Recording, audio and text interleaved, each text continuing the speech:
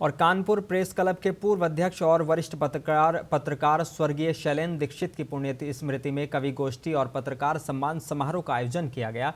Express road स्थित Banaras hotel में आयोजित हुए इस स्मृति समारोह में विधानसभा अध्यक्ष सतीश महाना मुख्य अतिथि रहे।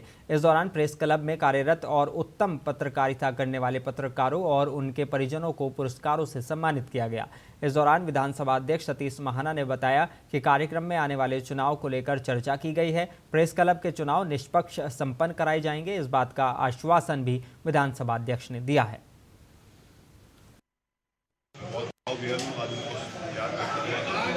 उन्होंने बहुत कुछ दिया है समाज पत्रकारों के द्वारा, उनकी लेखनी के द्वारा जो कुछ दिया जाता है वो वर्षों तक समाज में वर्तमान की कमेटी के द्वारा मैं एक बात और बधाई देना चाहता हूँ कि जनरली जो कमेटियाँ बनती हैं दूसरे को मौका नहीं देती। तो ये कमेटी बनी है, इन्होंने चुनाव का एक नियम है, फिर चुनाव फिर लोग जीत कर आएंगे, सब लोगों को फिर एक अवसर मिलता है। ये बहुत महत्वपूर्ण आज विषय है, वो नहीं मालूम था ये विषय, लेकिन उसके लिए मैं साधुवाद देता हूँ और ये